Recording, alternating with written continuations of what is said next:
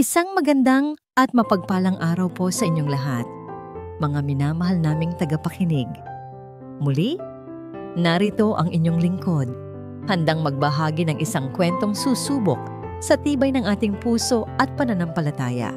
Sabi nila, ang pinakamatinding unos ay hindi ang ulan at hangin sa labas, kundi ang bagyo sa loob ng isang pusong sinugatan. Ngunit paano kung sa gitna ng pinakadilim na gabi, ang pagmamahal ng isang ina ang magiging tanging ilaw na gagabay pabalik sa pag-asa? Halina't pakinggan natin ang kwento ni Hiraya. Ang gabi ay malalim at basa. Ang bawat pagpatak ng ulan sa yero nilang bubong ay tila martilyong paulit-ulit na pumupukpok sa nananahimik na bahay, kasabay ng matatalim na kidlat na panakanakang gumuguhit sa madilim na kalangitan. Para kay Hiraya, ang unos sa labas ay walang-wala kung ikukumpara sa bagyong nananahan sa kanyang dibdib. Isang linggo pa lamang ang nakalilipas mula nang ihatid niya sa huling hantungan ang kanyang kabiyak, ngunit ang sakit ay sariwa pa rin, tila kahapon lamang nangyari. Nakatitig siya sa litrato ng yumaong asawa na nakapatong sa maliit na mesa. Ang ngiti nito sa larawan ay tila isang mapait na paalala ng lahat ng nawala sa kanya. Sa kanyang magkabilang tabi, mahimbing na natutulog ang dalawa nilang anghel. Si Tala na may 7 taong gulang at si Miguel na 5 taon pa lamang. Sila na lang ang natitirang lakas niya. Sila na lang ang dahilan kung bakit kailangan niyang bumangon sa bawat umaga. Isang malakas na kulog ang yumanig sa buong kabahayan, kasunod ng sunod-sunod at malalakas na katok sa kanilang pinto. Napapitlag si Hiraya. Sino naman ang bibisita sa ganitong oras ng gabi? Sa gitna ng ganito kalakas na ulan, dahan-dahan siyang tumayo, inayos ang kumot ng mga anak at naglakad patungo sa pinto. Nang buksan niya ito, bumungad sa kanya ang bayaw na si Silvino at ang asawa nitong si Imelda. Basang-basa ang mga ito, ngunit ang mga mata ay nagliliyab sa isang kakaibang apoy. Kuya Silvino, Ate Imelda, anong ginagawa niyo rito? Tuloy kayo. Alok ni Hiraya, bagamat may kaba na siyang nararamdaman. Hindi sila pumasok. Sa halip si Imelda ang unang nagsalita. Ang boses ay matigas at walang anumang emosyon.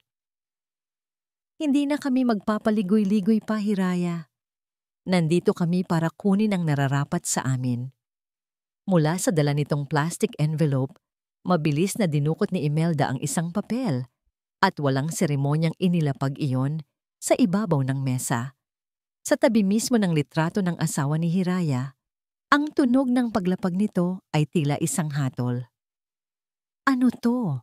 Nanginginig na tanong ni Hiraya. Huling habilin. Ang testamento ng kapatid ko. Sagot ni Silvino, umiiwas ng tingin. Nakalagay dyan na sa amin ipinapamana ang bahay na ito at lahat ng ari-arian niya. Tila nabingi si Hiraya. Kinuha niya ang papel at sinubukang basahin, ngunit ang mga letra ay lumalabo dahil sa mga luhang namumuo sa kanyang mga mata. Hindi ito totoo. Hindi gagawin sa amin ito ng asawa ko. Mahal na mahal niya ang mga anak namin. Isang mapaklang tawa ang kumawala sa mga labi ni Imelda. Mahal. Hiraya, gumising ka nga. Matagal nang may problema sa negosyo ang asawa mo. Baon siya sa utang. Sa amin. Ito ang kabayaran. Sinungaling. Sigaw ni Hiraya. Ang sakit ng pagluluksa ay napalitan ng nag-aapoy na galit. Hindi magnanakaw ang asawa ko at lalong hindi siya sinungaling. Manahimik ka, ganti ni Imelda. Lumapit ito at dinuro siya. Wala ka ng karapatan dito, kaya ngayon din, lumayas kayo sa pamamahay na ito. Ang bawat salita ay tila punyal na tumatarak sa puso ni Hiraya. Napatingin siya kay Silvino, naghahanap ng kahit katiting na awa sa mga mata ng kapatid ng kanyang asawa. Kuyaya, maawa ka. Mga pamangkin mo yan. Saan kami pupunta sa gitna ng ganitong ulan? Ngunit ang nakita niya ay isang mukhang blangko at malamig. Sa gitna ng sigawan, nagising si Tala at nagsimulang humikbi. Niyakap siya ng kanyang ina. "Inay, anong nangyayari?" Hindi na kaya ni Hiraya. Lumabas siya ng bahay sa rumaragas ang ulan at lumuhod sa basang semento sa paanan ni Silvino. Niyakap niya ng mahigpit ang binti nito. Ang mga luha niya ay kasabay na ng pagbuhos ng ulan. Pakiusap, "Kuya, huwag niyo namang gawin to sa amin. Kahit para na lang sa mga bata. Palipasin niyo lang ang gabi." Ngunit ang pagmamakaawa niya ay sinuklian ng kalupitan. Marahas siyang itinulak ni Silvino, dahilan upang mapaupo siya sa maputik na lupa. "Wala na kaming pakialam sa inyo. Umalis na kayo." Kasunod noon, kinuha ni Imelda ang isang bag na naglalaman ng iilang damit nila, Hiraya, at ng mga bata, at inihagis ito sa labas. Si Sinag, na nagising na rin, ay napahagulgol sa takot. "Inay, bakit po tayo pinalayas ni Tito?" Ang inosenteng tanong ng bata, isang tanong na lalong dumurog sa puso ni Hiraya. Wala na siyang nagawa. Hinila niya ang sarili patayo, pinulot ang basang bag, at binuhat si Sinag habang hawak-hawak sa kamay si Tala. Lumakad sila palayo, basang-basa, nanginginig sa ginaw at takot. Sa kanilang likuran, narinig nila ang mabigat at makalawang na tunog ng pagsara ng gate. Ang tunog na tuluyan nang nagsara sa kanilang nakaraan at nagtulak sa kanila sa isang kawalang katiyakan. Naglakad sila nang walang tiyak na patutunguhan sa madilim na kalye ng bayan ng Pag-asa. Ang bawat bahay na madaanan nila ay may ilaw, mainit at ligtas, samantalang sila ay tila mga basahan na itinapon sa gitna ng bagyo. Sa wakas, nakakita si Hiraya ng isang pansamantalang masisilungan, ang maliit na bubong sa harapan ng isang saradong tindahan. Isinandal niya ang kanyang likod sa malamig na pader at mahigpit. Naniyakap ang kanyang dalawang anak. Sinusubukang ibigay ang init na siya mismo ay wala. "Inay, nilalamig po ako," sabi ni Tala. Ang mga labi ay nangingitim na. "Shh, anak. Matulog na kayo. Paggising ninyo maayos na ang lahat." Bulong ni Hiraya. Isang kasinungalingang sinabi niya para sa mga anak at para na rin sa sarili. Ipininikit niya ang kanyang mga mata. Umaasang sana ay isang masamang panaginip lang ang lahat. Ngunit nang yakapin niya si Sinag para painitin ito, isang kakaibang init ang kanyang naramdaman. Hinaplos niya ang noo ng anak. Mainit. Nanginginig ito, hindi lang sa ginaw, kundi dahil sa lagnat. At sa gitna ng lamig ng gabi, isang nakapapasong init ang gumapang sa kanyang palad. Nilalagnat si Sinag, mataas na lagnat.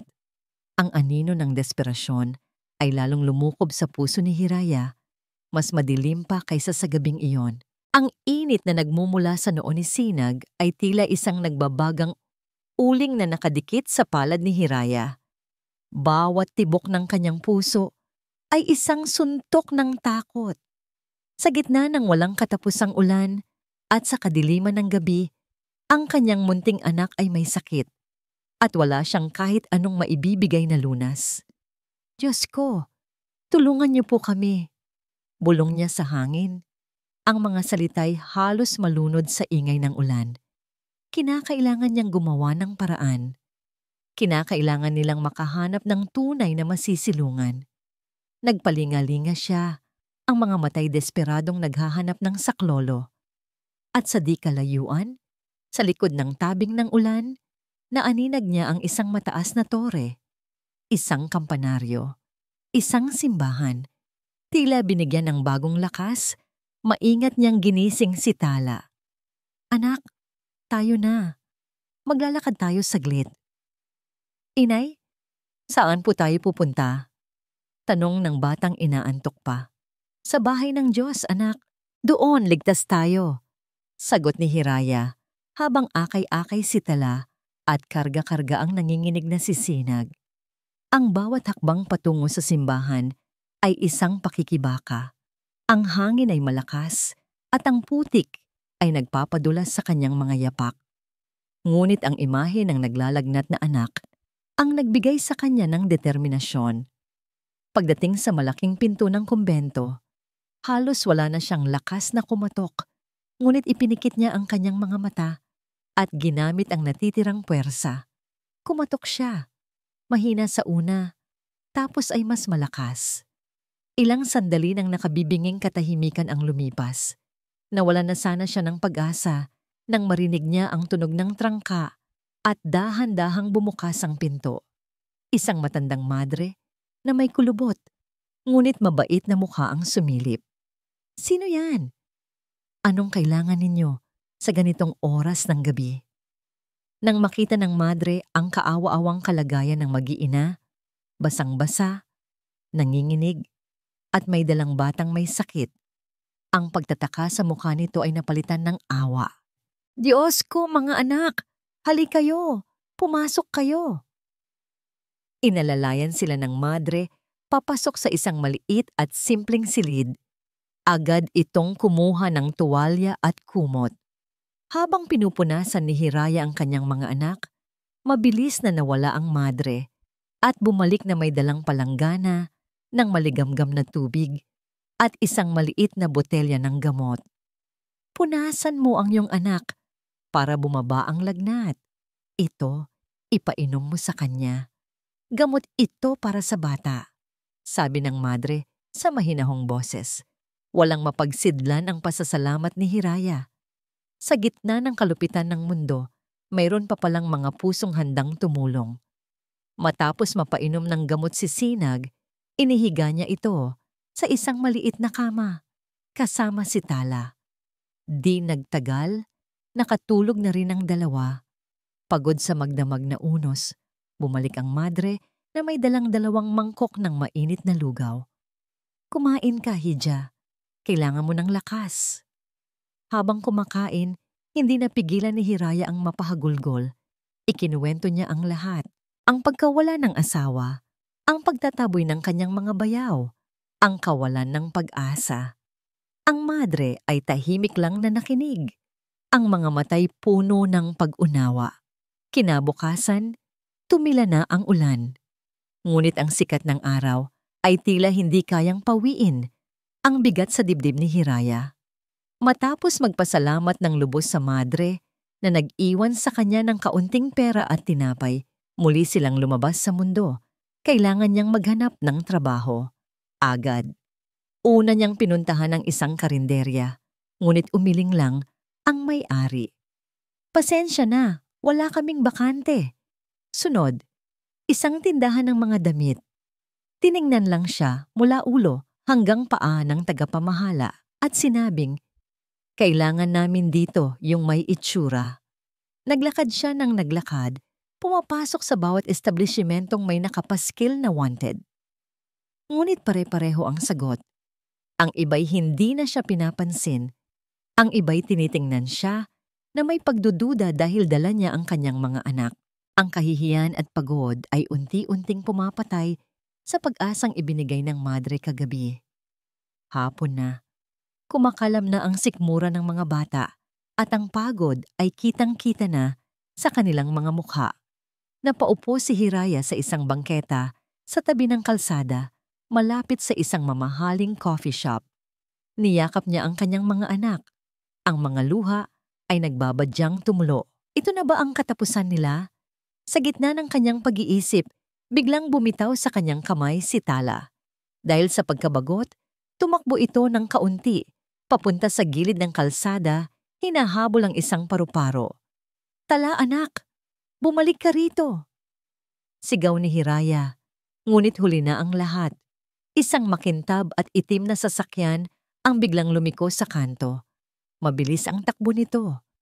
Huminto ang pag-inog ng munting mundo ni Hiraya. Ang nakita na lang niya ay ang kanyang anak sa dadaanan ng sasakyan. "Tala!" Isang nakabibinging tunog ng preno ang pumunit sa katahimikan ng hapon. Tumigil ang sasakyan ilang pulgada na lang mula kay Tala na natumba sa gulat at takot. Mabilis na bumukas ang pinto ng sasakyan. Isang lalaking naka-Amerikana ang bumaba. Ang sapatos nito ay makintab. Ang tindig ay matikas. Ngunit hindi iyon ang napansin ni Hiraya. Nang mag-angat ito ng tingin, ang mga mata nila ay nagtagpo. Kilala niya ang mga matang yon. Mga matang minsan nang nangako sa kanya ng panghabang buhay. Ngunit ngayon, mayroon ng tigas at lamig na dala ng panahon at ng mga hindi nabanggit na salita.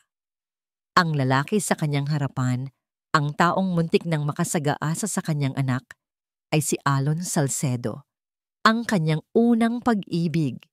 Natigilan si Alon, ang pag-aalala sa kanyang mukha ay napalitan ng hindi maipaliwanag na gulat.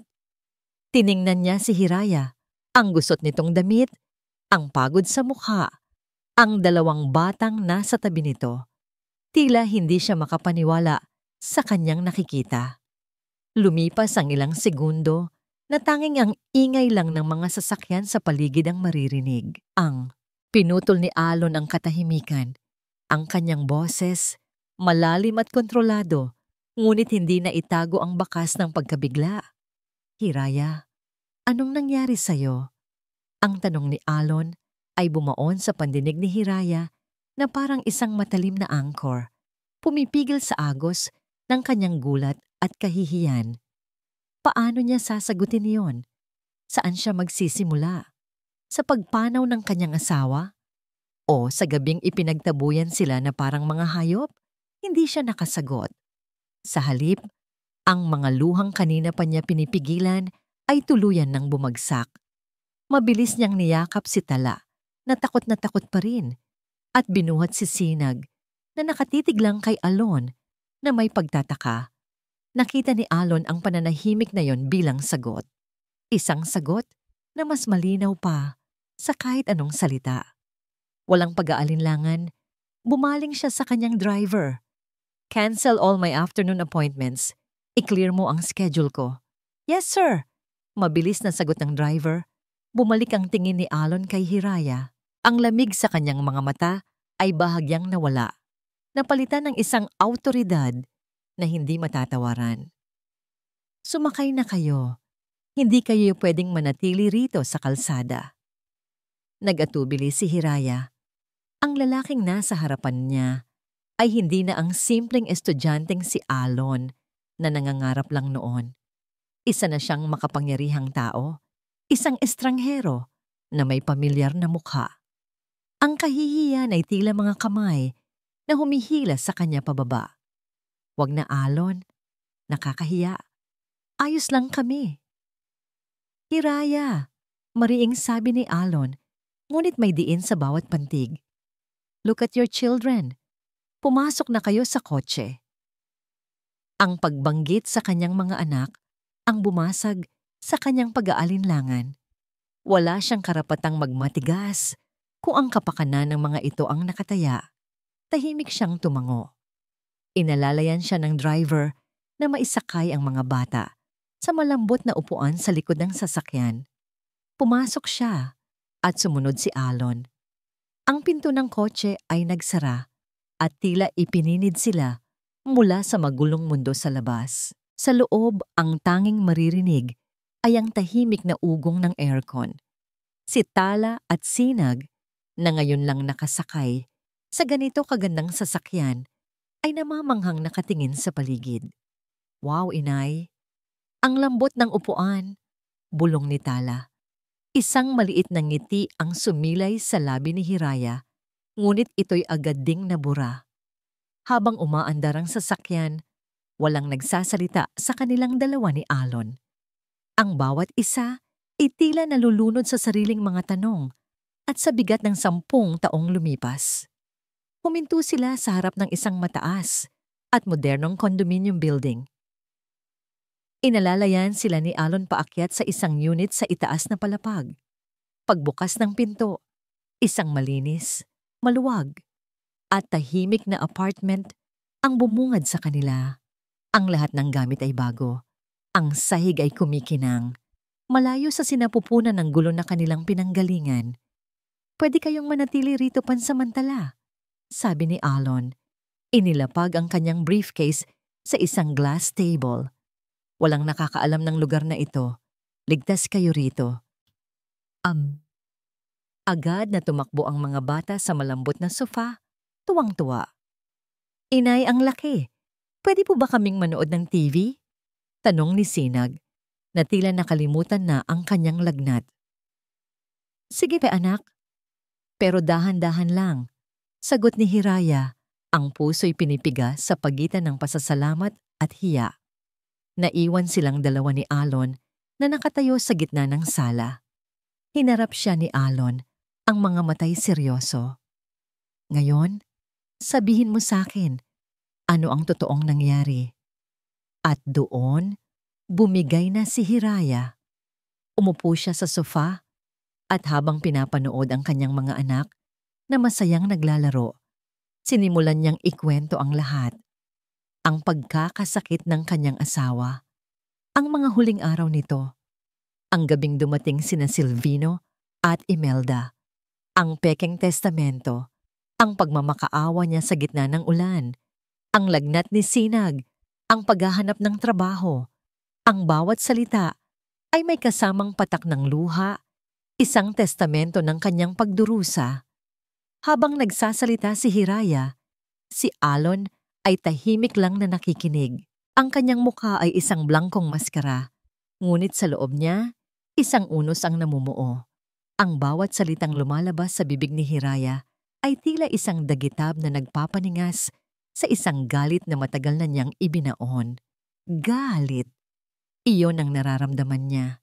Isang nag-aalab na galit para kina Silvino at Imelda. Paano nagagawa ng isang tao na itaboy ang sarili niyang kadugo sa gitna ng bagyo? Paano nila nagawang agawin ang tahanan ng dalawang batang inosente? Ang imahe ni Hiraya na lumuluhod sa putikan habang itinutulak ay paulit-ulit na umikot sa kanyang isipan. Kasabay ng galit ay ang kirot. Ang kirot na makita ang babaeng minsan niyang pinangarap na bigyan ng magandang buhay ay nasa ganitong kalagayan. Pagod, sugatan, at halos walang pag-asa. May isang bahagi sa kanya na gustong sisihin ang sarili. Kung hindi lang siya sumuko noon, kung naging mas matatag lang siya, marahil ay hindi ito ang sinapit ni Hiraya. Nang matapos si Hiraya sa kanyang salaysay, ang tanging naririnig na lang ay ang mahina niyang paghikbi. Lumuhod si Alon sa harapan niya, isang bagay na hindi niya aakalaing magagawa pa niya, at iniabot ang isang panyo. Punasan mo ang mga luha mo, sabi niya sa boses na mas malumanay na ngayon. Tapos na ang pag-iyak. Tumingala si Hiraya, ang mga matay na mumugto. Anong gagawin ko, Alon? Wala akong kalaban-laban sa kanila. Tumayo si Alon. Lumakad siya, patungo sa bintanang salamin na tanaw ang buong syudad. Sandali siyang tumitig sa labas bago muling humarap kay Hiraya. Ang kanyang postura ay nagbago. Ang bakas ng nakaraan ay nawala. At ang naroon na lang ay ang isang abogado, matalas, kontrolado, at handa ng pumatay. Makinig ka, Hiraya. May dalawa kang pagpipilian. Pwede mong tanggapin na lang ang lahat ng ito, kalimutan ang bahay, at magsimula sa wala kasama ang mga anak mo. O, huminto siya. Tinitigan si Hiraya ng diretso sa mga mata. Pwede kang lumaban. Pwede kang, at kung lalaban ka, sisiguraduhin kong nasa likod mo ako. Ang mga salita ni Alon ay tila isang malakas na hangin na muling nagpaalab sa namamatay na baga ng pag-asa sa puso ni Hiraya. Ang lumaban, isang bagay na tila imposible kaninang umaga. Samantala, sa bayan ng Pag-asa, sa loob ng bahay na inagaw nila, nagbubukas ng isang mamahaling alak sina Silvino at Imelda. Nagtatawanan sila. Ang kanilang mga halakhak ay umaalingingaw-ngaw sa kabahayang dapat sana'y puno ng pagluluksa. Sa wakas, sa atin na ang lahat. sabi ni Imelda. Itinaas ang kanyang kopita. Wala nang makakabawi pa nito sa atin. Tama ka, mahal, sagot ni Silvino, niyakap ang asawa. Si Hiraya? Ano namang magagawa ng isang yan? Isang pipitsuging babae na walang pera at walang alam sa batas. Malamang, namamalimos na yun ngayon sa kalsada kasama ang mga paslit niya. Nagkatinginan sila at muling nagtawanan. Kampante sa kanilang tagumpay, walang kamalay-malay sa bagong alyansang nabubuo laban sa kanila. Bumalik si Alon sa kanyang briefcase at may kinuha mula roon, isang folder. Inilapag niya ito sa mesa sa harapan ni Hiraya. Isang legal contract. Hindi lang ito tungkol sa bahay at mana. Hiraya, sabi ni Alon, ang boses ay matatag at puno ng kumbiksyon. Ito ay tungkol sa dignidad mo. Tungkol sa kinabukasan ng mga anak mo, at ipaglalaban natin yan. Nakatitig lang si Hiraya sa papel. Ang kanyang kamay ay nanginginig. Ang pagtitiwala ay isang bagay na ipinagkait sa kanya kamakailan lang. Tumingin siya kay Alon. Ang kanyang mga mata ay puno ng pag-aalinlangan. Ang nakaraan ay tila isang multo sa pagitan nilang dalawa. Bakit mo to ginagawa, Alon? Tanong niya sa nanginginig na boses.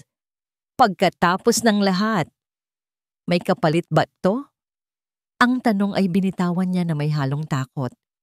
Takot na baka ang tulong na ito ay may kalakip na isang bagay na hindi niya kayang ibigay. Hindi agad sumagot si Alon. Ang tingin niya ay lumayo. Tila bumabalik sa isang masakit na alaala. Ang ngiti sa kanyang labi ay mapait. Sabihin na lang natin na, may utang din ako sa'yo, mahinang sagot niya. Isang utang na kailangan kong bayaran.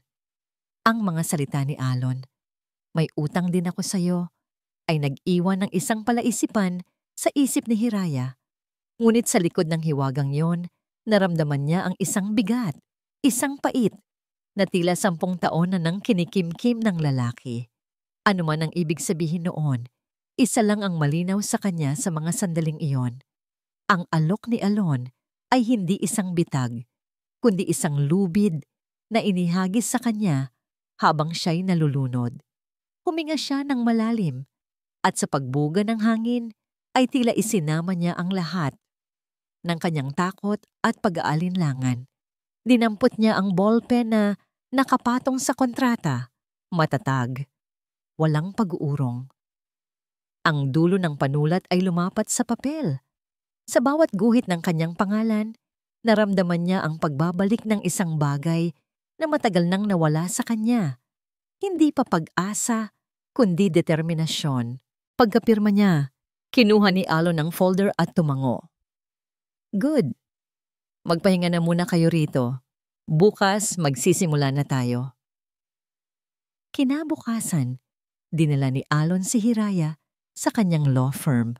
Ang opisina ay nasa pinakamataas na palapag ng isang gusaling salamin sa puso ng Makati.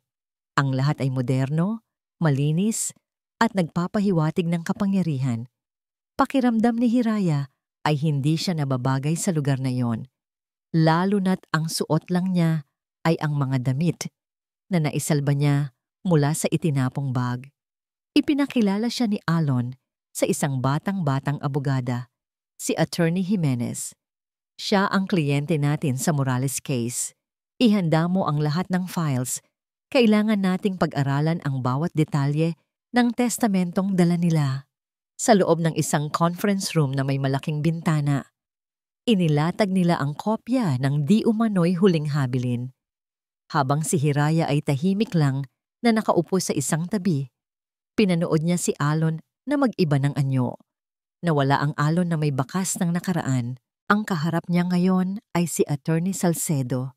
Matalas ang tingin, mabilis ang pag-iisip, at bawat salita ay may bigat.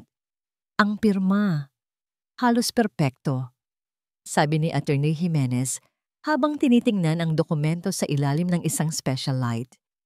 Pero may kaunting-kaunting hesitation sa dulo ng stroke. Hindi natural para sa isang taong sanay ng pumirma. Exactly, sagot ni Alon, hindi inaalis ang tingin sa papel. At ang notaryo, I checked his records. Kakarenew lang ng lisensya niya 2 linggo na ang nakalipas. Pero ang petsa sa dokumento ay 1 buwan na ang nakaraan. Imposibleng na notaryo ito sa petsang nakalagay. Napatingin si Hiraya kay Alon na mangha sa bilis nitong makita ang mga butas. Ngunit sa kabila ng ebidensya, isang tanong ang gumugulo sa isip niya. Pero bakit nila gagawin to ng ganito kaplinado? Dahil sa galit at inggit, Hiraya, sagot ni Alon. At sa pagsabi niya noon, ang tingin niya ay biglang lumayo. Tila may naalala. Ang amoy ng mamahaling papel at tinta sa conference room ay biglang naglaho sa kanyang isipan. Napalitan ito ng amoy ng mga bulaklak ng sampagita sa bakuran ng lumang bahay ng mga magulang ni Hiraya. Isang payat at nanginginig na Alon, suot ang kanyang pinakamagandang polo na ilang beses nang pinlansa, ang nakatayo sa labas ng gate. Hawak niya ang isang maliit na supot ng tinapay na galing sa bakery na pinagtatrabahuhan niya tuwing gabi. Ilang minuto na siyang naghihintay hanggang sa ang lumabas ay hindi si Hiraya, kundi ang ina nito, si Aling Elena. Ang tingin ng ginang ay tila isang matalim na kutsilyo. Sinusuri siya mula ulo hanggang paa.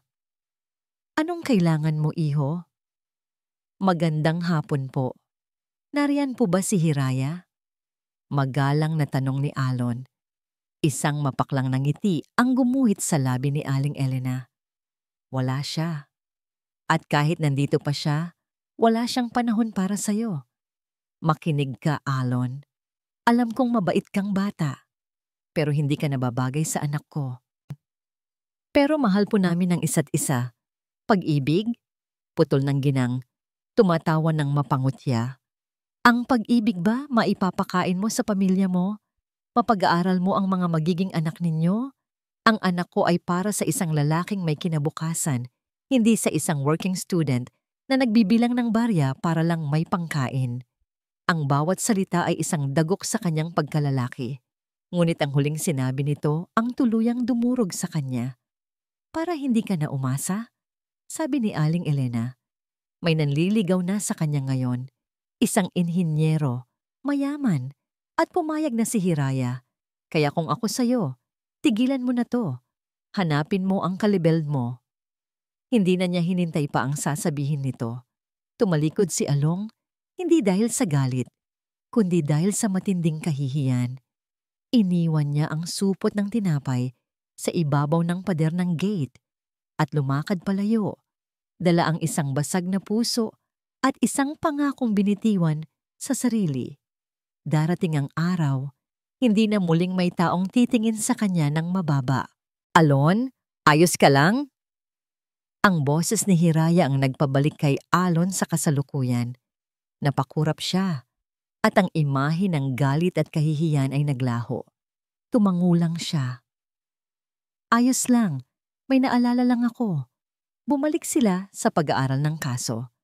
Ipinapaliwanag ni Alon ang mga legal na termino kay Hiraya sa paraang maiintindihan niya. Habang itinuturo ni Alon ang isang clause sa dokumento, nagkadikit ang kanilang mga kamay.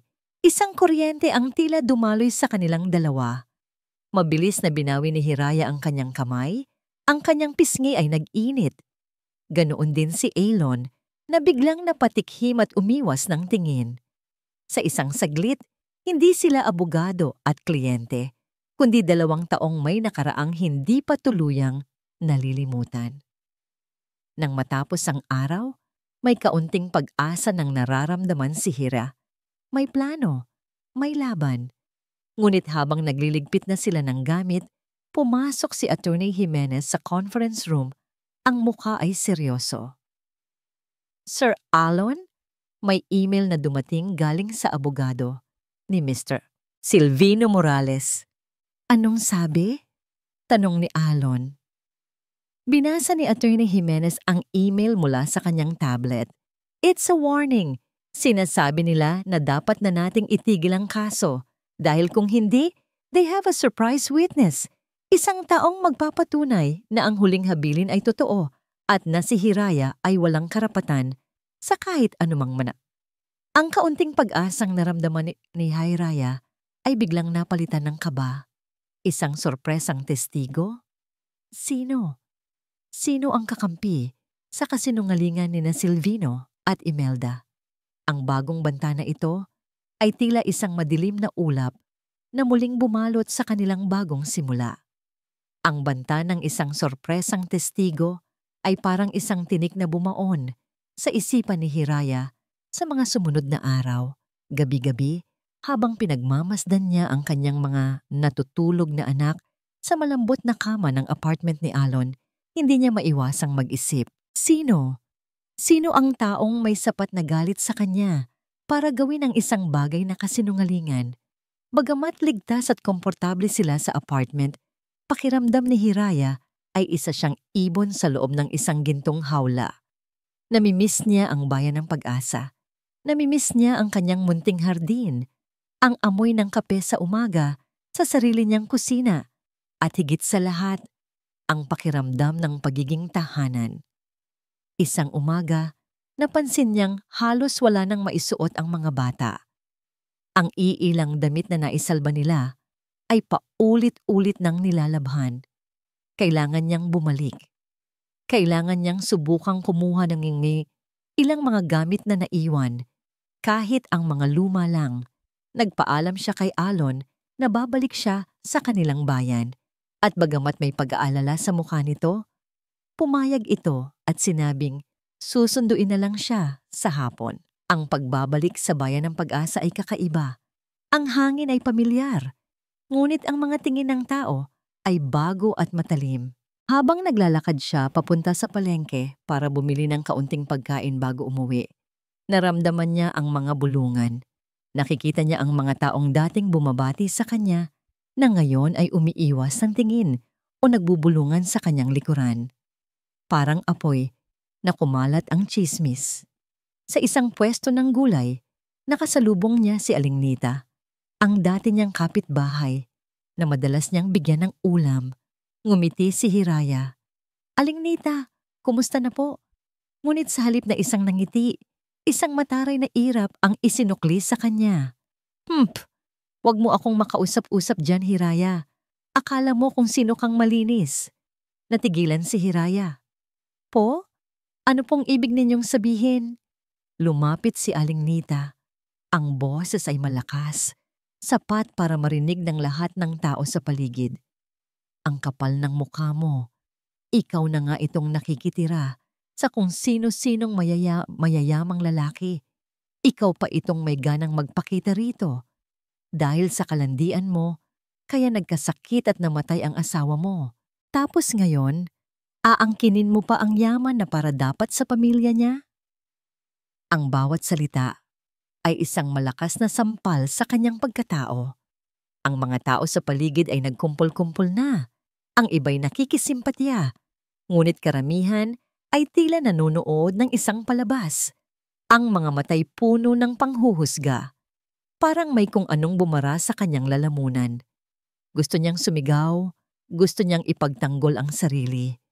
Ngunit walang salitang lumalabas. Nanginginig ang kanyang mga tuhod. Ang tanging nagawa niya ay yakapin ng mahigpit ang kanyang dalawang anak na nalilito at natatakot sa nangyayari. Hindi po totoo yan. Iyon lang ang naibulong niya. Hindi totoo? Pasigaw na sabi ni Aling Nita. Ano yung narinig naming may bago ka nang kinakasama sa Maynila?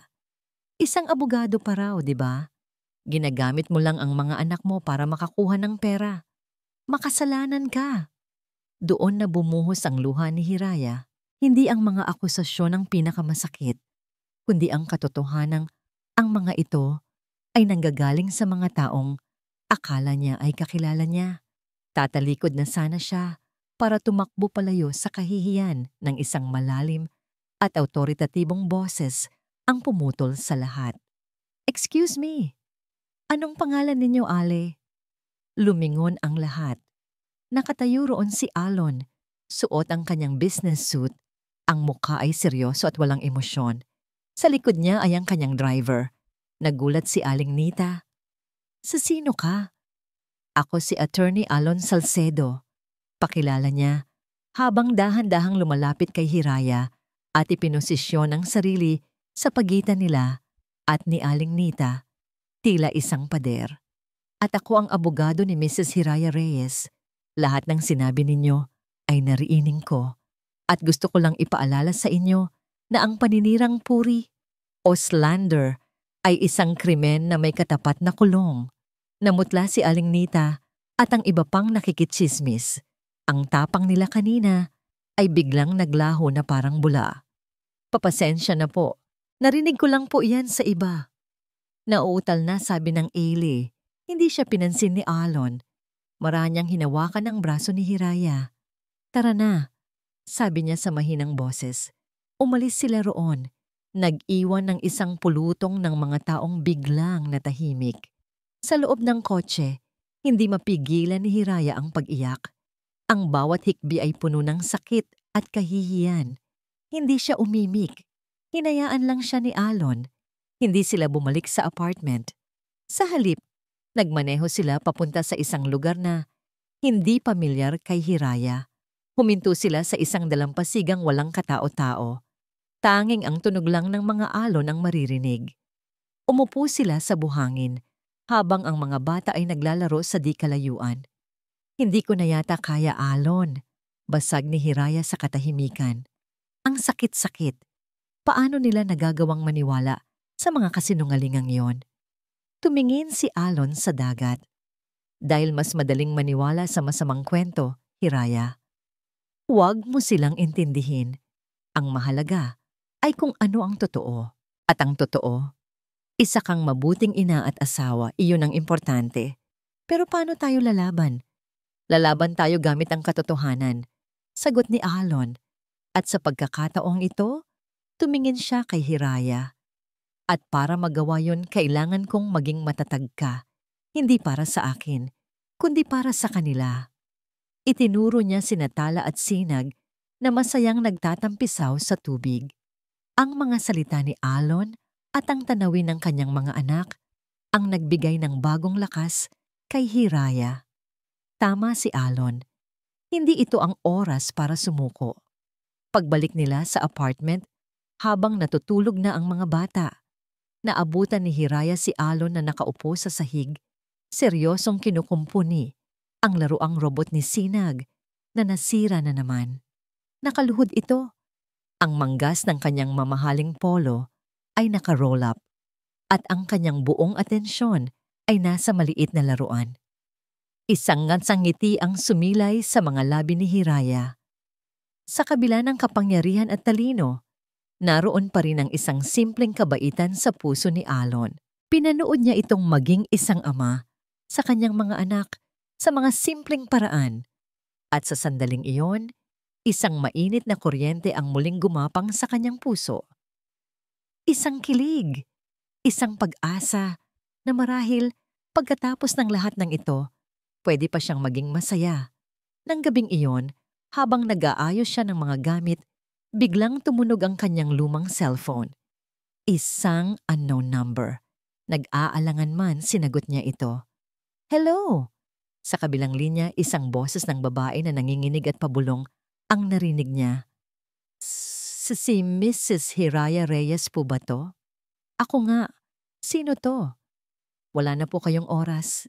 Kailangan niyong malaman. May alam ako tungkol sa totoong habilin ng asawa mo. Napahigpit ang hawak ni Hiraya sa telepono. Ano? Anong ibig mong sabihin? Pakiusap? Sino ka? Ngunit ang narinig na lang niya ay isang mabilis na paghinga at pagkatapos, ang tunog ng pagbaba ng telepono. Click! Naiwan si Hiraya na hawak ang telepono. Ang kanyang puso ay kumakabog ng malakas.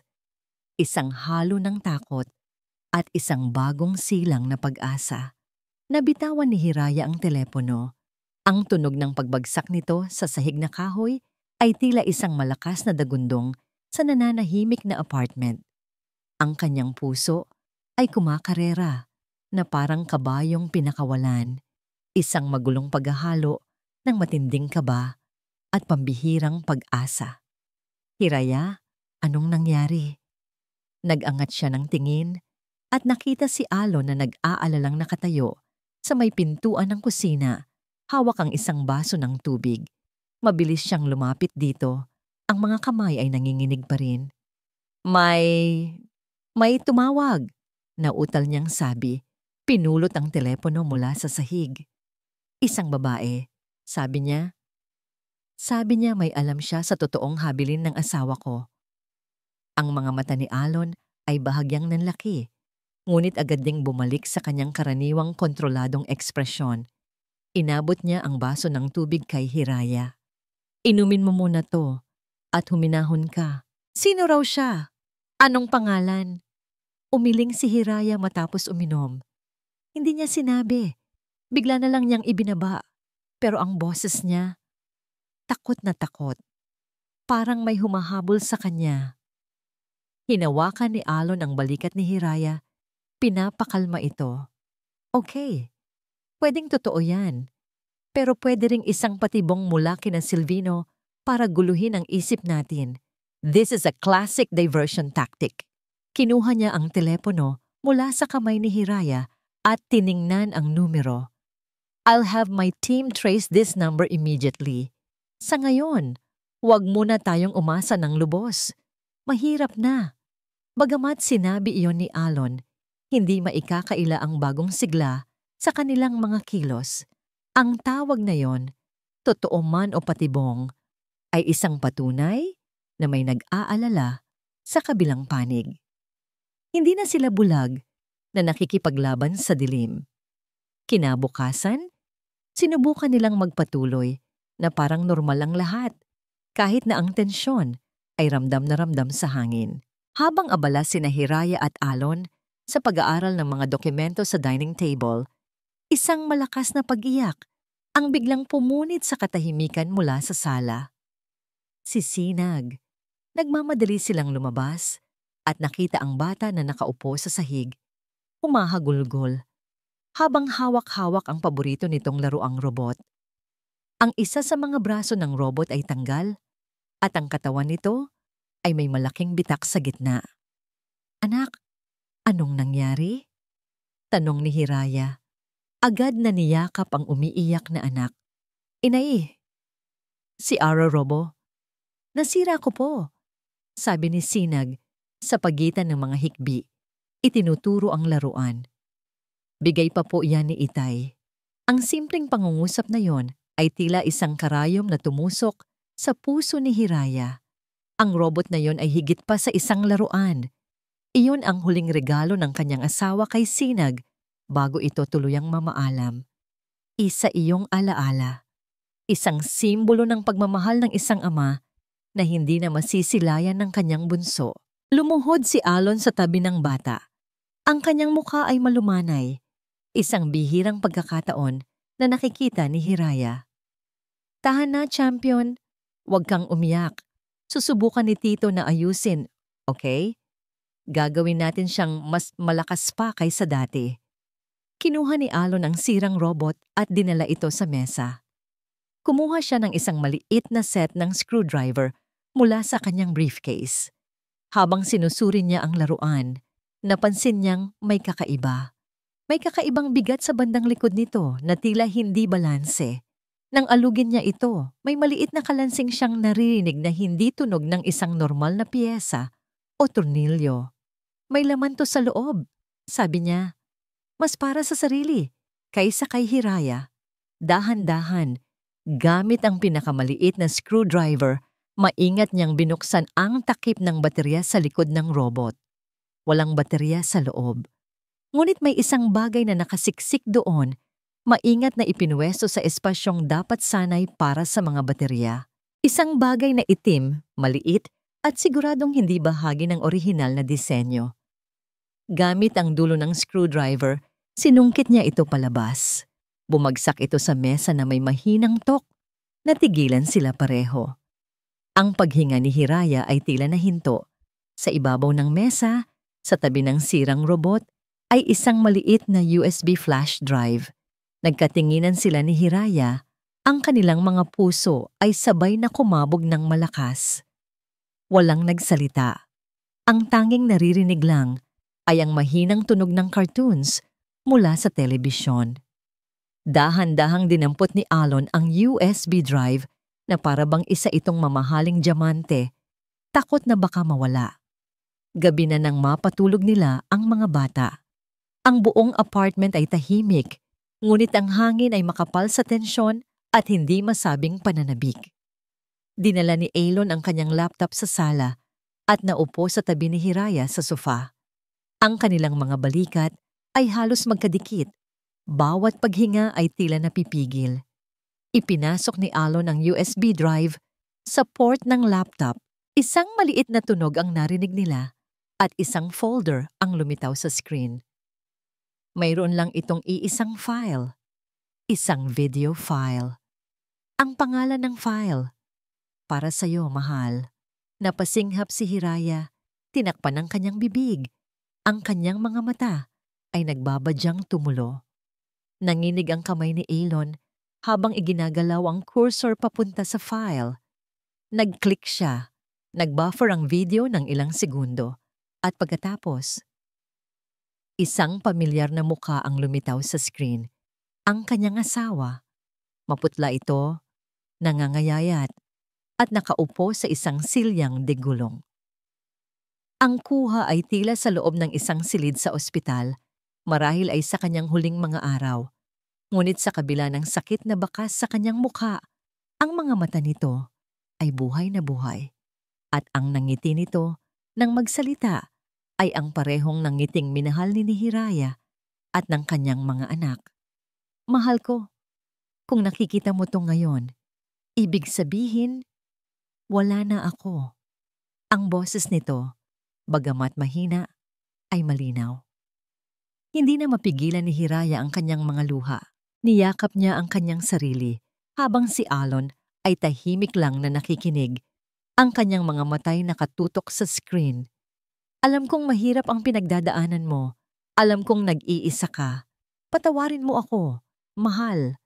Kung nagawa kong itago ito sa'yo. Ngunit kailangan kong gawin ito upang protektahan ka at ang ating mga anak." Lalong humigpit ang kapit ni Hiraya sa kanyang sarili. Ano ang ibig sabihin nito? "Alam kong si Silvino, may ambisyon siya, at alam kong kaya niyang gawin ang lahat para makuha ang gusto niya. Kaya bago ako lumisan, ginawa ko ang lahat upang siguraduhin na ligtas kayo." Nagkatinginan si Hiraya at Alon. Tila may kuryenteng dumaloy sa pagitan nila. "Ang totoong habilin ko ay hindi para kay Silvino, kundi para sa'yo, mahal ko. At ang katotohanan ay nakatago sa..." Biglang namatay ang screen. Ang imahe ng asawa ni Hiraya ay naglaho. Napalitan ng isang itim na background. Lumitaw ang isang mensahe. "File corrupted. Playback error." Natigilan si Hiraya. Anong nangyari? Mabilis na pinindot ni Alon ang play button. Wala. Sinubukan niyang i-rewind, i-fast forward. Wala. Pinagmasdan niya ang laptop na may nanlilisik na tingin. "Hindi." Mahinang sabi ni Alon. "Hindi ito pwede. Nasira ang file." Ang pag-asang kasing liwanag ng araw ay biglang nabalutan ng dilim. Ang liwanag ng katotohanan ay muling naglaho. Iniwan silang tuliro at desperado. Ang robot na nagbigay ng pag-asa ay tila isang malaking biro. Ang lihim ay muling ibinaon sa limot. Ang itim na screen ng laptop ay tila isang malawak na bangin na humigop sa lahat ng pag-asa ni Hiraya. Ang mensaheng "file corrupted" ay paulit-ulit na umikot sa kanyang isipan. Isang malupit na hatol. Naroon na, abot kamay na sana nila ang katotohanan, ngunit sa isang iglap, nawala itong parang bula. "Ulitin mo, Alon. Pakiusap. Subukan mo ulit." Nanginginig na pakiusap ni Hiraya. Paulit-ulit na sinubukan ni Alon. I-restart ang laptop. Muling isaksak ang USB drive. Gamitin ang ibang video player. Ngunit ang resulta ay pareho. Ang video ay magsisimula. Maririnig nila ang boses ng kanyang asawa. Makikita ang mukha nito. At sa parehong kritikal na sandali, bigla na lang itong puputulin ng kadiliman. Hindi, maring sabi ni Elon. Ang kanyang mga daliri ay mabilis na nagtatype sa keyboard. Hindi ito aksidente. Ang pagkasira ng file ay nasa parteng iyon mismo. It was deliberately corrupted. Sino man ang gumawa nito, alam niya kung ano ang ginagawa niya. Ang realisasyong yon ay mas masakit pa. Hindi ito isang simpleng technical na problema. Ito ay isang gawa ng kasamaan. Isang gawa ng taong gustong siguraduhin na ang katotohanan ay mananatiling nakabaon. Parang isang masamang biro ng tadhana. Ang laruang dapat sana'y magiging susi sa kanilang kaligtasan ay naging simbolo lang ng kanilang kabiguan. Kinabukasan, lalong lumubog ang kanilang mundo. Tumawag si Alon sa pinakamagaling na IT expert na kilala niya. Dinala nito ang USB drive sa IPA. I-drive sa opisina at pagkatapos ng ilang oras na pagsusuri, iiling-iling itong lumabas ng laboratorio. "I'm sorry, Attorney Salcedo," sabi ng lalaki. "The data is permanently damaged. We can recover fragments, but the crucial part, the last few seconds of the video, is gone, completely wiped out." Ang balitang iyon ay ang huling pako sa kabaong ng kanilang pag-asa. Bumalik sila sa apartment na may mabigat na kalooban.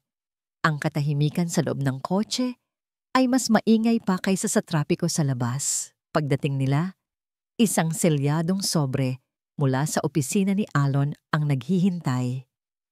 Iniabot ito ng kanyang assistant kay Alon.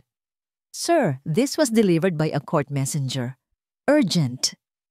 Binuksan ito ni Alon. Ang kanyang mga matay mabilis na tumakbo sa mga nakasulat na salita. Habang nagbabasa, ang kanyang mukha ay unti-unting tumitigas. Ang kanyang panga ay nagtiim. At isang malamig na galit ang gumuhit sa kanyang mga mata. "Ano yan, Alon?" Tanong ni Hiraya, kinakabahan. Hindi sumagot si Alon. Sa halip, maranyang iniabot ang sulat kay Hiraya. Isang opisyal na dokumento mula sa korte. Nanginginig ang kamay ni Hiraya habang binabasa ang mga nilalaman nito. Hindi ito tungkol sa bahay. Hindi ito tungkol sa mana. Ito ay isang petisyon. Isang petisyon na inihain ni na Silvino at Imelda Morales. Isang petisyon para kunin ang kustodya ng kanyang mga anak. Dahil sa immoral na pamumuhay ng ina, walang permanenteng tirahan o pinagkakakitaan, isang unfit mother na hindi kayang magbigay ng maayos na kinabukasan sa mga bata. Ang pakikipag-ugnayan sa isang lalaking hindi nito asawa ay nagbibigay ng masamang impluensya. Ang bawat parirala ay isang latigo na humahagupit sa kanyang kaluluwa. Ang hangin ay tila naubos sa kanyang baga. Nabitawan niya ang papel na dahan-dahang nahulog sa sahig. Ang kanilang huling alas, ang kanilang pinakamatinding sandata. Hindi ang kanyang yaman, ang habol nila, ang kanyang mga anak, ang kanyang puso. Hindi, bulong niya. Hindi nila pwedeng gawin to. Ang larawan ni Natala at Sinag na masayang naglalaro sa sala ay biglang pumasok sa kanyang isipan. At kasunod noon, isang nakakatakot na imahe. Ang mga kamay ni Imelda na humahablot sa kanyang mga anak palayo sa kanya. Doon na siya tuluyang bumagsak. Napaluhod siya sa sahig. Ang kanyang mga tuhod ay hindi na kayang suportahan ang bigat ng kanyang kaluluwa. Humagulgol siya. Isang iyak na hindi na dahil sa lungkot o galit, kundi sa purong takot. Isang primal na takot na tanging isang ina na nanganganib na mawalan ng anak ang makakaramdam. "Ayoko na, Alon," sabi niya sa pagitan ng mga hikbi. "Suko na ako. Ibibigay ko na lang sa kanila ang lahat. Ang bahay, ang pera, lahat-lahat. Huwag lang nilang kunin ang mga anak ko. Pakiusap. Hindi ko kaya. Ito ang gusto nila. Ang durugin siya ng husto hanggang sa siya na mismo ang sumuko. At nagtagumpay sila. Ang apoy ng pakikipaglaban sa kanyang dibdib ay tuluyan ng namatay Nilamon ng malamig na agos ng kawalan ng pag-asa. Lumapit si Alon at lumuhod sa tabi niya. Hindi siya nagsalita. Hinayaan niya lang na ilabas ni Hiraya ang lahat ng sakit. At nang medyo kumalma na ito, marahan niyang hinawakan ang kanyang balikat.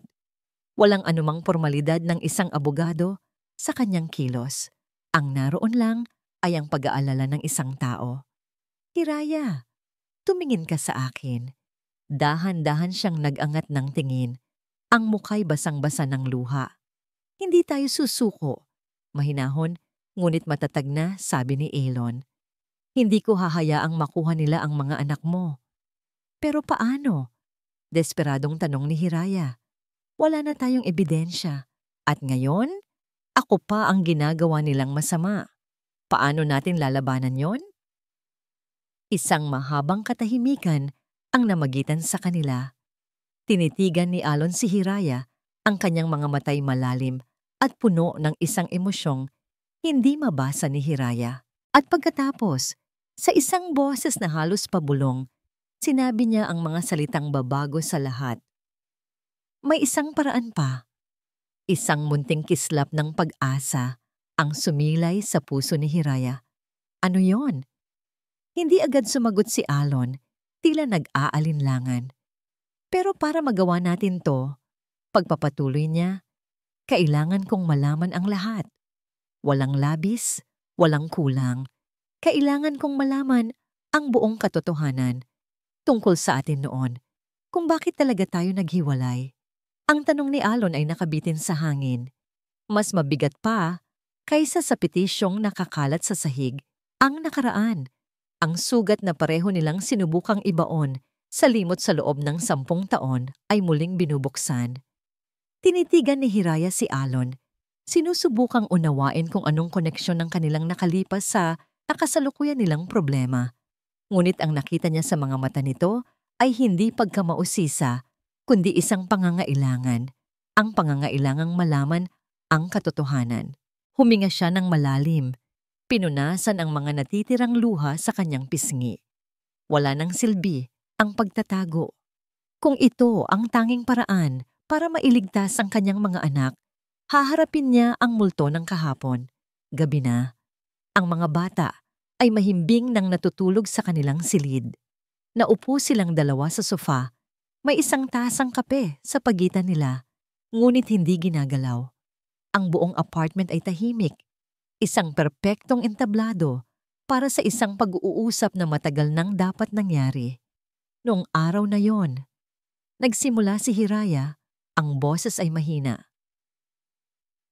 Yung araw na dapat tayong magkikita sa plaza para sabihin ko sa iyo ang sagot ko. Tumango si Alon, hindi nagsasalita.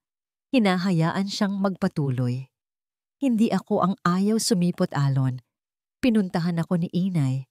Pagpapatuloy niya, ang alaala ay malinaw pa rin.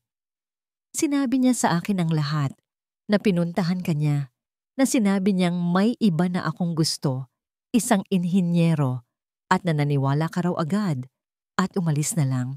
O isang halos hindi maririnig na pagmumura ang kumawala sa mga labi ni Alon. Napayuko mang kanyang kamao. Hindi ako naniwala sa kanya noong una.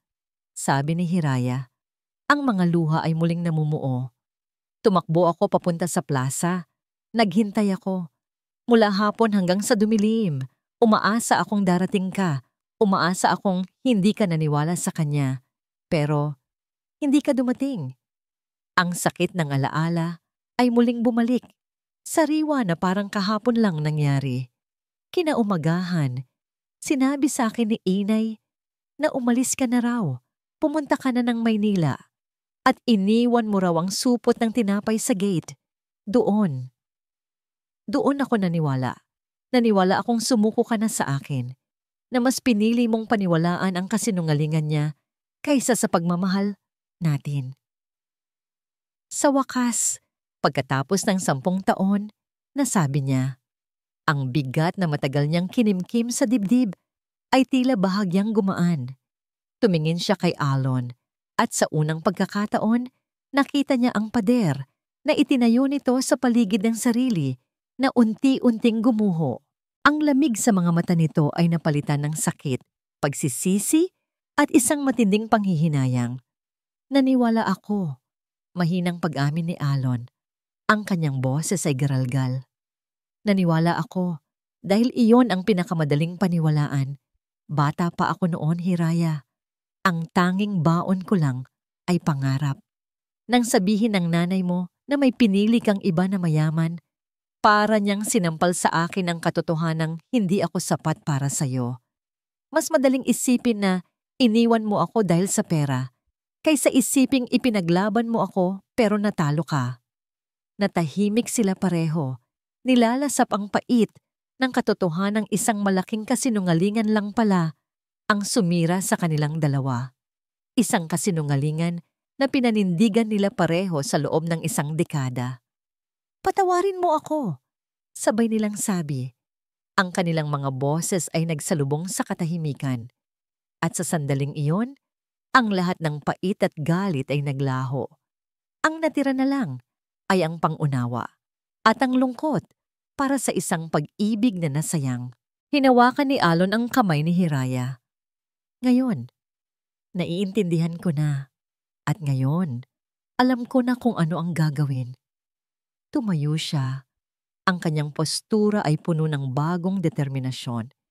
Ang alas nila ay ang paggamit sa moralidad mo laban sa'yo. Gagamitin natin ang katotohanan laban sa kanila. Kinuha niya ang kanyang telepono. Na-trace na ng team ko ang numero ng tumawag sa'yo. Registered sa isang babaeng nagngangalang Marites David. Isang nurse sa ospital kung saan na-confine ang asawa mo. Biglang nagliwanag ang isip ni Hiraya. Ang nurse, oo. May isang nurse na naging malapit sa asawa ko. Siya ang laging nag-aalaga sa kanya. Siya ang surprise witness nila, Hiraya, sabi ni Alon. Pero hindi nila alam na siya rin ang magiging susi natin. Kailangan natin siyang mahanap at makausap bago nila siya makuha. Kinabukasan, gamit ang mga koneksyon ni Alon, nahanap nila ang tinitirhan ni Marites, isang maliit at simpleng apartment sa isang probinsya sa labas ng Maynila. Nag-iwan sila ng note sa pinto. Kinagabihan, nakatanggap ng text si Alon. Pumayag si Marites na makipagkita, ngunit sa isang lugar na ligtas, sa loob ng isang maliit na kapilya sa kanilang lugar. Pagdating ni Hiraya at Alon sa kapilya, nakita nila ang isang babaeng nakayuko. Nagdarasal. Ang kanyang mga balikat ay nanginginig sa takot. Nang lumingon ito, nakita ni Hiraya ang pamilyar na mukha ni Nurse Marites. Mrs. Reyes, santog mo? Sabi niya, ang boses ay nanginginig. Patawarin niyo po ako. Tinakot po nila ako. Sinabi po nila na kung hindi ako magsisinungaling sa korte, idadamay nila ang pamilya ko. Anong ipapagawa nila sa'yo? Tanong ni Aylon. Sasabihin ko raw po na nakita ko kayong may ibang lalaking dinadala sa ospital habang may sakit ang asawa ninyo. Isang malaking kasinungalingan po. Hinawakan ni Hiraya ang kamay ng babae. Marites, hindi ako galit sa'yo. Naiintindihan ko. Pero kailangan ko ang tulong mo para sa mga anak ko. Ano ba talaga ang totoong nangyari? Huminga ng malalim si Marites, tila kumukuha ng lakas mula sa sagradong lugar. Ang asawa niyo po. Alam niya ang plano ng kapatid niya. Narinig niya silang nag-uusap sa telepono. Kaya po, pinakiusapan niya akong tulungan siyang gumawa ng video. Ang video sa USB. Bulong ni Hiraya. Tumango si Marites. Pero hindi po nila alam na ako ang kumuha ng video na yon. Kaya nila ako pinipilit na magsinungaling dahil ako lang ang testigo na walang bahid politika sa ospital. Kaya ka rin tumawag sa akin, sabi ni Hiraya. Opo, dahil sa konsensya ko. Hindi ko po kayang gawin to sa inyo at sa mga anak ninyo. Mabuting tao po ang asawa ninyo. Sa puntong yon, tila may isang ilaw na sumabog sa isipan ni Alon. Marites, bukod sa video, may iba pa bang ginawa ang asawa ni Hiraya? Isang sulat. Kahit anong dokumento? Sandaling nag-isip si Marites at pagkatapos, nanlaki ang kanyang mga mata na parang may naalala. Meron po, sabi niya. Meron po. Hindi lang video ang ginawa niya. Noong araw na yon, may isinulat din siyang liham, isang mahabang liham.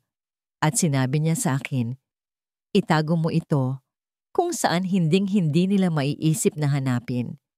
Ibinigay niya sa akin, kasama ng isang lumang libro. Ang paborito raw niyang libro. Nasaan ang liham? Nasaan ang libro? Halos sabay na tanong nina, Hiraya at Alon. Tumingin si Marites sa paligid ng kapilya at pagkatapos ay tumuro sa isang maliit na bookshelf sa sulok na puno ng mga lumang songbook at Biblia. Ang sabi niya, ang pinakaligtas na lugar ay ang bahay ng Diyos. Itinago ko po sa loob ng pinakalumang libro sa simbahan. Doon po. Ang loob ng korte ay malamig. Ang lamig ng aircon ay tila gumagapang sa mga buto ni Hiraya.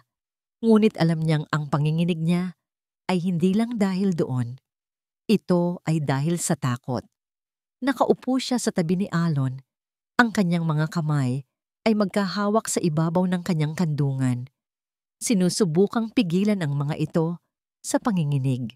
Ang bawat tibok ng kanyang puso ay isang malakas na kalabog sa kanyang dibdib. Umaalingaw-ngaw sa katahimikan ng bulwagan. Sa kabilang panig, nakaupo sina Silvino at Imelda. Ang kanilang postura ay puno ng kumpiyansa. Si Imelda ay nakangiti pa ng bahagya, isang nangiting mapang-asar na tila nagsasabing sila na ang panalo. Ang abogado nila, isang mayabang na lalaki na may matalas na tingin, ay kasalukuyang nasa gitna ng kanyang cross-examination kay Hiraya. Ang bawat tanong ay isang patalim. Mrs. Reyes, kung matatawag ka pa ngang ganoon, simula ng abogado, ang boses ay puno ng pangungutya. Totoo ba na ilang araw lamang matapos mamatay ang iyong asawa, ay nakita kang kasama na ng ibang lalaki? Si Mr. Alon Salcedo, para maging eksakto. Abogado ko po siya. Mahinang sagot ni Hiraya. Abogado? O higit pa roon? Patuloy ng lalaki. Hindi ba't totoo na sa apartment niya kayo ngayon nakatira? Ikaw at ang iyong mga anak? Anong klase kang ina na ipapakilala mo ang iyong mga anak sa isang bagong kaibigan habang sariwa pa ang libing ng kanilang ama? Objection, Your Honor. Irrelevant and badgering the witness. Matatag na sabi ni Alon, tumatayo. Sustained, sabi ng hukom. Ngunit ang pinsala ay nagawa na. Ang mga bulungan sa loob ng korte ay naririnig ni Hiraya. Ang mga mapanghusgang tingin ay tila tumutusok sa kanyang likod. Ito ang kanilang plano. Ang sirain ang kanyang pagkatao. Ang gawin siyang isang immoral na babae sa mata ng lahat. Matapos ang walang awang pagtatanong, bumalik si Hiraya sa kanyang upuan. Ang pakiramdam ay pagod na pagod at wala nang natitirang dignidad. Napatingin siya kay Alon, ang kanyang mga matay nagtatanong, may pag-asa pa ba tayo? Isang bahagyang tango lang ang isinukli ni Alon. Tumayo ito. Inayos ang kanyang Amerikana at humarap sa hukom. Ang kanyang boses ay kalmado, ngunit may bigat na pumuno sa buong silid. Your Honor, we would like to call our final witness to the stand. Napataas ang kilay ng abogado ni na Silvino. Objection! Wala sa listahan ng mga testigo ang ipipresenta ng prosekusyon. This is a rebuttal witness, Your Honor, sagot ni Alon. Tinatawag namin siya para pabulaanan ang mga malisyosong paratang na ibinato nila sa aking kliyente. Objection overruled. Call your witness, Attorney Salcedo. Huminga ng malalim si Alon. We call to the stand, Miss Marites David. Sa pagbanggit ng pangalan, ang kumpiyansa sa mukha ni Silvino ay unti-unting napalitan ng pagkalito at pagkatapos ay ng purong takot. Nagkatinginan sila ni Imelda na biglang namutla na parang isang papel. Ang kanilang sorpresang testigo ay naging alas ng kalaban. Dahan-dahang pumasok si Marites Nanginginig ngunit may determinasyon sa kanyang mga mata. Umupo siya sa witness stand at nanumpa. "Miss David," simula ni Alon. "Kilala mo ba ang yumaong asawa ni Mrs. Reyes?" "Opo, sir. Ako po ang naging private nurse niya sa kanyang mga huling linggo sa ospital." "Sa iyong panunungkulan, may nakita ka bang ibang lalaki na dumadalaw kay Mrs. Reyes bukod sa kanyang pamilya?" "Wala po, sir. Walang-wala. Sa katunayan, si Mrs. Reyes po ay halos hindi na umuuwi para lang mabantayan ang kanyang asawa. Siya po ang pinakamabait at pinakamatapat na asawang nakilala ko." Isang bulungan ng pagkagulat ang kumalat sa korte. Ang mga tingin ay napunta ngayon kina Silvino at Imelda na hindi na mapakali sa kanilang upuan. "Miss David," pagpapatuloy ni Alon, "mayroon ka bang nalalaman tungkol sa isang video na ginawa ng yumao bago siya pumanaw?" Doon na nagsimulang maluha si Marites. "Opo, sir. Ako po ang tinawagan niya. Ako po ang pinakiusapan niyang mag-record ng video na yon gamit ang sarili niyang cellphone. Dahil alam niya pong may masamang balak ang kapatid niya." Ang pagsabog ay tila isang bomba. Ang buong korte ay natigilan. "At bukod sa video, Miss David, meron pa bang iba?" tanong ni Alon. Ang boses ay dahan-dahan, ngunit may diin. "Meron po," sagot ni Marites. Tumingin ng diretso sa hukom. "May isinulat din po siyang liham, isang sulat kamay na habilin. Ipinagkatiwala niya po ito sa akin. Sinabi niya, itago mo ito kung saan hinding-hindi nila maiisip na hanapin. At itinago ko po ito sa loob ng isang lumang Biblia sa kapilya ng aming bayan." Sa hudyat ni Alon, isang associate niya ang pumasok sa korte. Dala-dala ang isang lumang Biblia na may markang ebidensya. Iniabot ito sa clerk of court. Sa pahintulot ng hukom, binuklat ito at mula sa gitna, isang nakatuping papel ang kinuha, ang sulat. Ang handwriting analysis ay mabilis na isinagawa. Ang resulta ay hindi mapagkakaila. Ito ay tunay na sulat kamay ng yumaong asawa ni Hiraya. Ang nilalaman nito ay malinaw. Ang lahat ng kanyang ari-arian ay para sa kanyang asawa at mga anak at isang babala tungkol sa kasakiman ni Silvino. Iyon na ang huling dagok. Ang lahat ng kasinungalingan ay gumuho. Tumayo ang hukom. Ang tunog ng kanyang martilyo ay 3 beses na pumukupok. Bawat isa ay tila isang hatol mula sa langit. After careful deliberation, this court finds the last will and testament presented by Mr. and Mrs. Morales to be fraudulent. This court hereby declares Mrs. Hiraya Reyes and her children as the sole legal heirs. Napahagulgol si Hiraya sa tagumpay at ginhawa. Niyakap siya ni Alon, ngunit hindi pa tapos ang hukom. Furthermore, due to the overwhelming evidence of forgery, falsification of public documents, and perjury, this court orders the immediate arrest of Mr. Silvino Morales and Mrs. Imelda Morales. 2 pulis ang lumapit sa kinauupuan ni na Silvino at Imelda. Ang tunog ng pag-click ng posas sa kanilang mga kamay ay ang pinakamatamis na musikang narinig ni Hiraya. "Hindi! Hindi kami pwedeng ikulong! Bitawanan niyo ako!" Sigaw ni Imelda, nagpupumiglas. Si Silvino ay tahimik lang, ngunit nang dalhin sila palapit sa kinaroroonan ni Hiraya, tiningnan niya ito. Hindi ito isang tingin ng pagsisisi, kundi isang tingin na puno ng purong galit at pagbabanta. Habang inilalabas sila ng korte, napuno ang paligid ng mga flash ng kamera at mga tanong mula sa media. Nakatayo si Hiraya sa gitna ng lahat ng yon, hindi na isang biktima, kundi isang babaeng nakahanap ng katarungan. Ngunit habang tinitingnan niya ang nagngingit-ngit na mukha ni Silvino, alam niyang may isang huling bagay pa siyang kailangang gawin. Isang bagay na hindi para sa korte, kundi para sa kanyang sariling kapayapaan. Lumipas ang 6 na buwan. Ang dating hanging puno ng tensyon at takot ay napalitan na ng kapayapaan. Ang bayan ng pag-asa ay muling naging tapat sa kanyang pangalan para kay Hiraya at sa kanyang mga anak. Ang bahay na minsan ay naging saksi sa kanilang pagdurusa ay puno na muli ng buhay at halakhak. Ang amoy ng nilulutong sinangag sa umaga ay muling nanunuot sa bawat sulok. Ang mga halaman sa hardin ni Hiraya na minsan nang nalanta ay muling namumukadkad, mas makulay at mas matatag kaysa dati. Si Tala ay nangunguna na sa kanyang klase at si Sinag ay hindi na muling nagkaroon ng lagnat.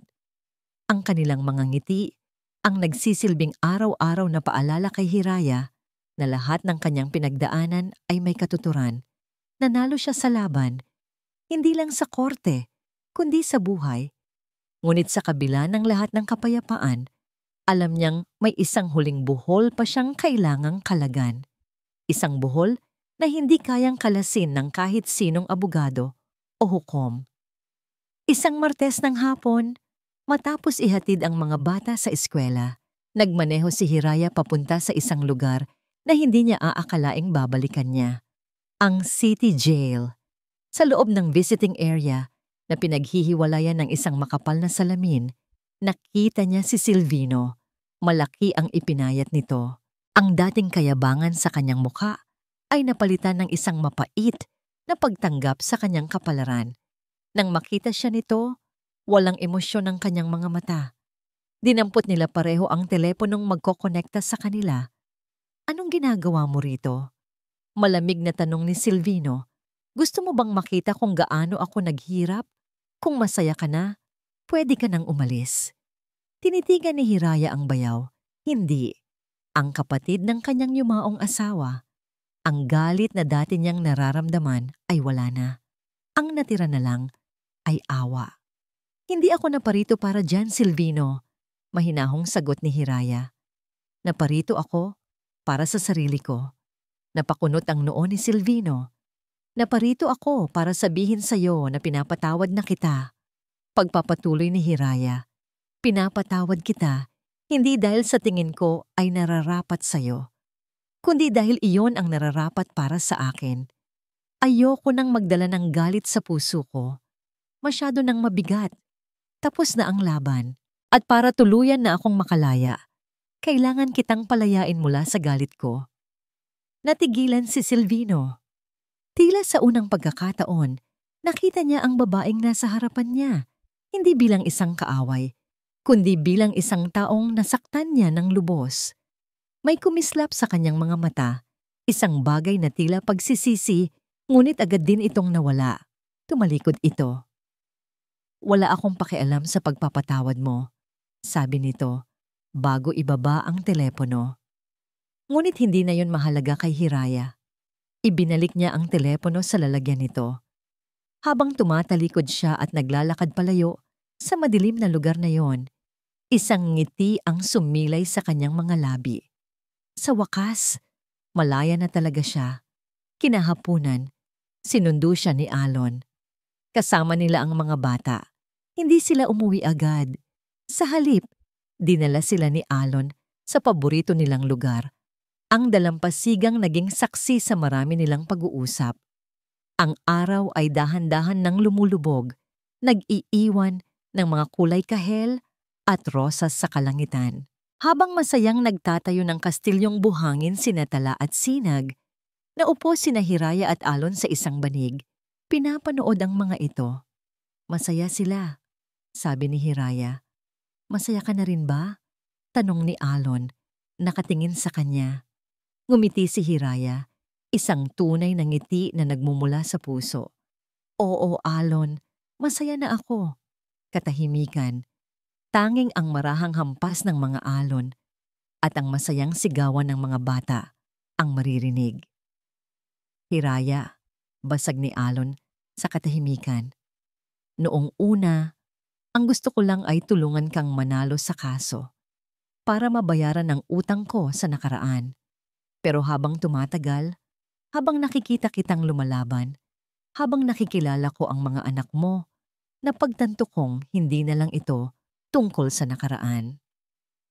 Humarap siya ng buo kay Hiraya. Hinawakan ang mga kamay nito. Ito ay tungkol sa hinaharap. Sa isang hinaharap na gusto kong makasama ka. Mula sa kanyang bulsa, hindi isang mamahaling singsing ang kanyang inilabas, kundi isang maliit at perpektong hugis na kabibe na napulot niya sa dalampasigan. Inilagay niya ito sa palad ni Hiraya. Alam kong masyadong mabilis. Alam kong marami kang pinagdaanan. Sabi niya, ang kanyang boses ay puno ng sinseridad. Pero ayoko nang magsayang pa ng kahit isang araw. Hiraya Reyes, hindi ko maipapangako sa iyo ang isang perpektong buhay, pero maipapangako kong haharapin natin ang bawat unos na magkasama. Pwede ba akong maging bahagi ng pamilya ninyo? Papayag ka bang tulungan akong itayo ang bago nating kastilyo? Isang totoong tahanan? Ang mga luha ni Hiraya sa pagkakataong ito ay hindi na dahil sa sakit, kundi sa purong kaligayahan. Tumingin siya sa mga anak niya.